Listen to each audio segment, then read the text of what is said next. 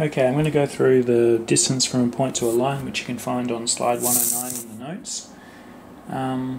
So there are a number of ways to do this. So Craig Hodgson derived one method in the notes using the cross product of two vectors to try to work out the distance. I'm going to go through a slightly different method, but what I'd like you to be able to do is to try to develop your geometric thinking. So most of these sorts of problems involving lines and planes and things like that have more than one sensible way to go about solving them, but this is one way for this particular problem. So we've got this is our Cartesian equation for a line. So x take 2 over 1 is equal to y minus 1 over 1, which is equal to z over 2. It's nicely written so that you can instantly read off what the direction of the normal is, but it doesn't have to be that way, of course. Okay, so this is just written this way for convenience. So the way to go about solving this is to let each of these values, okay, be equal to some parameter t, where t is just a real number. Okay, it doesn't have to be called t, you can call it whatever you like as usual. Now, I can also rewrite this as a vector equation,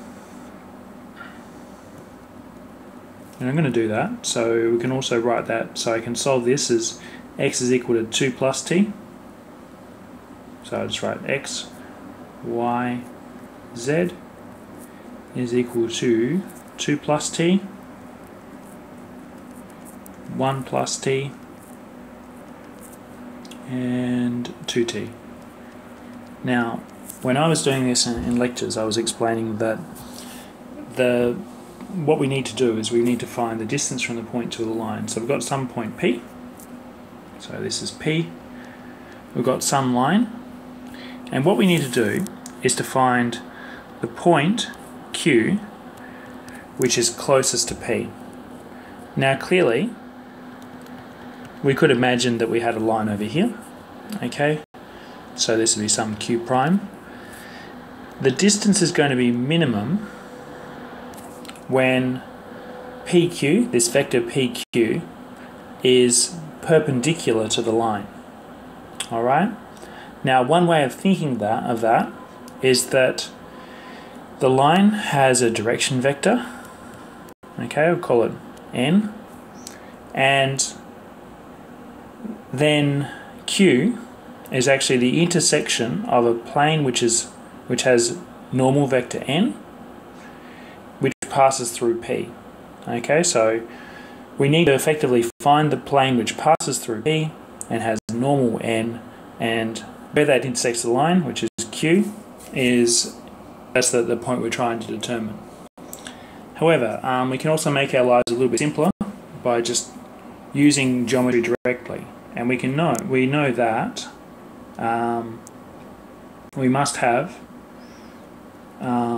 this dot product, that two vectors are perpendicular if and only if their dot product is 0. And so if we take the vector PQ and take the dot product with the normal vector, that must be equal to 0. Okay, where this is just a scalar, of course, because this is the dot product. Now, PQ, Q is just a point on the line. Alright, so Q must be of the form given here, so must be one of the points, so it must be given by some value of t as a point on that line. But we don't know which one it is. But we can solve for t by substituting into this equation. So we can solve for q by finding the vector PQ, which is equal to, so this is q, it's just for some particular value of t, so it's 2 plus t, 1 plus t, 2t, and the point P is 2, 1, 1, so I'll just write this down, I'll write out the whole thing, 2 plus t, 1 plus t, 2t, minus 2, 1, 1, and that's equal to 2 minus 2 is just t, 1 plus t minus 1 is just t, and this one here is 2t minus 1. Okay, for some value of t, we don't know what that value is of t, but we can solve that for that value of t by using our equation here. Now, I'm not writing down everything that I would need to be saying if I were writing out this solution, just because with the way this app works, I don't have a lot of space. But you should be writing down what you're doing, that you're trying to find the point Q such that PQ dot N is equal to 0. And so we must have that T 2t minus 1 dot with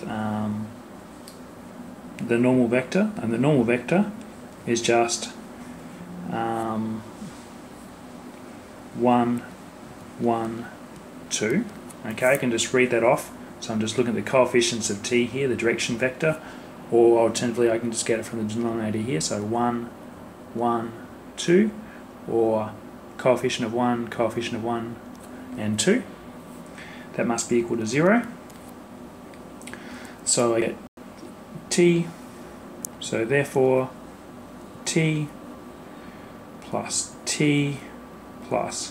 4t minus 2 is equal to 0. Okay, I should really write this on a new line, but let's just solve it. So 6t is equal to 2, so t is equal to 1/3. And then the distance, the minimum distance, d, is equal to the length of PQ. Okay, now PQ is equal to t 2t minus 1, so it's just equal to the length of, and this is 1/3, and what's the third one? 2 times t, 2/3 minus 1 is minus 1/3. Okay, this should be a norm there, I'm sorry for running out of room. Okay, and that's going to be the square root of the sum of the squares. So it's the square root of 1/3 squared plus 1/3 squared plus 1/3 squared. So 3 times 1/3 squared, all to the half, and that is going to be the square root, or just 1/square root of 3. And you could write that, of course, as the square root of 3/3. Okay, sorry this got a bit messy, but I think it's nicer if I can write all of this in one page. And that's just one approach, okay? So you could also use Craig's approach, which was based on taking two vectors and using the cross product and this angle here to try to work out what the distance is. But what I want you to do is to practice these sorts of things and develop the geometric reasoning, so that when you're faced with one of the many different kinds of problems that we can hit you with, you have the flexibility to work your way through them and find your way to the answer. And just remember, there are lots of different ways to solve each of these problems.